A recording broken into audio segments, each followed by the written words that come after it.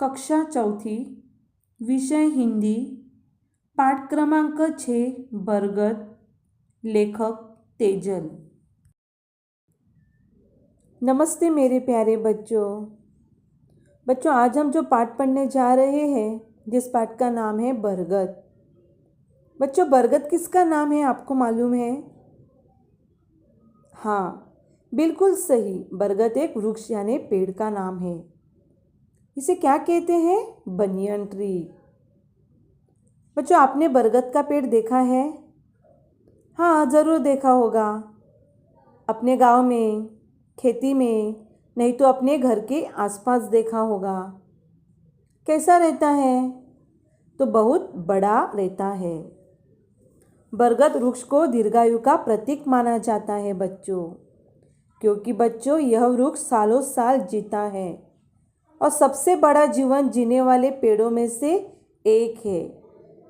बरगद के पेड़ का जीवन बहुत लंबा होता है और इसे अमर वृक्ष माना जाता है।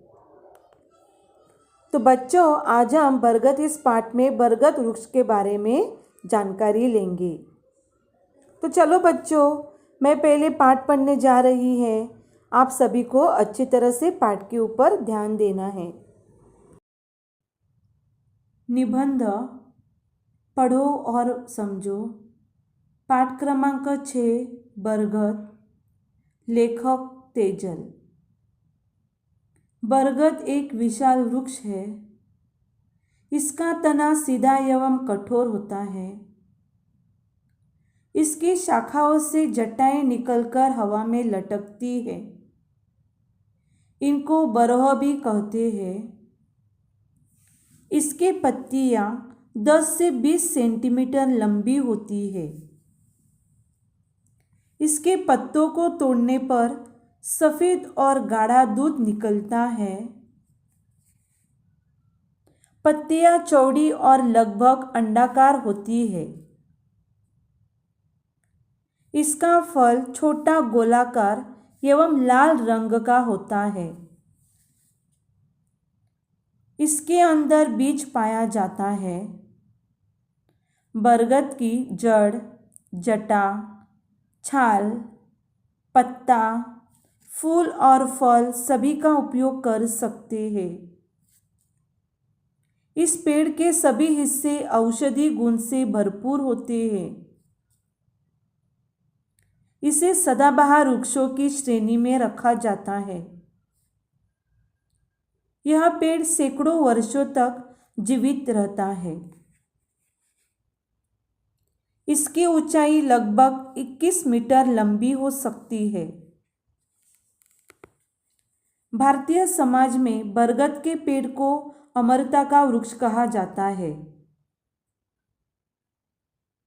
इसके जीवन को बढ़ाने वाली जड़ें बहुत लंबी होती हैं और वे इसकी शाखाओं को भी सहारा देती है। आयुर्वेद में बहुत सी बीमारियों के उपचार के लिए बरगद के पेड़ का उपयोग होता है। पोषक तत्वों की भरपूर मात्रा होने के कारण बरगद के पेड़ से हमें स्वास्थ्य लाभ होता है।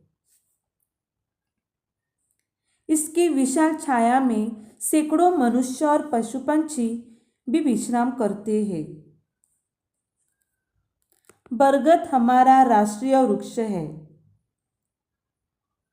इसे बर, वड, बट, वट आदि नामों से भी जाना जाता है। हमें बरगद का रोपण और रक्षण करना चाहिए। बच्चों, बरगद एक विशाल वृक्ष है। विशाल मतलब बहुत बड़ा वृक्ष है। और इसका तना मतलब पेड़ का जमीन के ऊपर का मोटा भाग, जहाँ से शाखाएं निकलती है, वह भाग सीधा और कठोर होता है, मतलब स्ट्रेट और थिक रहता है। इसकी शाखाओं से मतलब टहनी यानी डाली से जटाएं निकलकर हवा में लटकती रहती है। बच्चों, बरगद को बरह भी कहते हैं। बच्चों, बरगद वृक्ष की पत्तियां 10 से 20 सेंटीमीटर लंबी होती है और बरगद के पत्तों को जब हम तोड़ते हैं तब उनमें से सफ़ेद रंग का गाढ़ा मतलब ठीक दूध निकलता है। और पत्तियाँ चौड़ी और अंडाकार। बच्चों, अंडाकार मतलब अंडे के आकार के होते हैं। और इस वृक्ष का फल छोटा सा गोलाकार और लाल रंग का होता है। इसके अंदर बीज पाया जाता है। बच्चों, बरगद पेड़ के सभी हिस्से औषधि गुण से भरपूर होते हैं। मतलब बरगद पेड़ के सभी हिस्सों से औषध बनाते हैं। जैसे बरगद की जड़ मतलब रूट्स, जटा, छाल, छाल मतलब छिलका, पत्ता, फूल और फूल फल सभी का उपयोग कर सकते हैं। बच्चों, बरगद वृक्ष को सदाबहार वृक्ष कहते हैं। क्यों कहते हैं? क्योंकि ये वृक्ष सदा हरा ही हरा रहता है और फलों से भरा ही रहता है। आपने देखा ही होगा बच्चों, बरगद का वृक्ष सैकड़ों वर्षों तक जीवित रहता है और इसकी ऊंचाई लगभग 21 मीटर लंबी हो सकती है। इतना बड़ा वृक्ष रहता है। बच्चों, भारतीय समाज में बरगद के पेड़ को अमरता का वृक्ष कहा जाता है। अमरता मतलब कभी भी नहीं मरने वाला, वो अमर रहता है। बरगद इस वृक्ष के जड़ें बहुत ही लंबी होती है, इसलिए इसका जीवन बढ़ाती है और वे उसकी शाखाओं को भी सहारा देती है। बच्चों, आयुर्वेद में बहुत सी बीमारियों के उपचार के लिए बरगद का पेड़ उपयोगी रहता है, क्योंकि उसमें पोषक तत्वों की भरपूर मात्रा होती है, जिसके कारण हमें स्वास्थ्य लाभ होता है।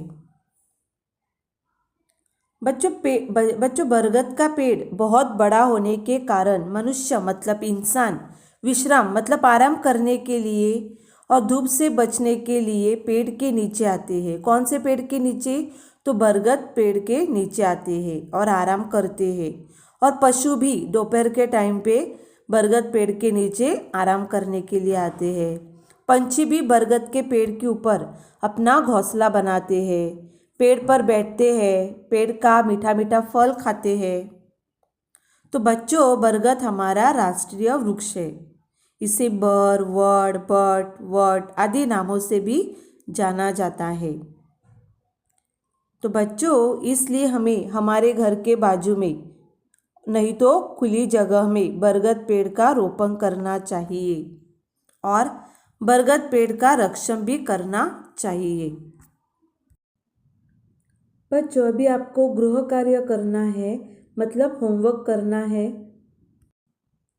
बच्चों, यह दिया गया चित्र किसका है? पेड़ का है। तो पेड़ के अंगों के नाम को पहचान कर दिए गए चौकोन में पेड़ के अंगों के नाम आपको लिखने हैं। तो यह सब आपको रफ बुक में लिखना है।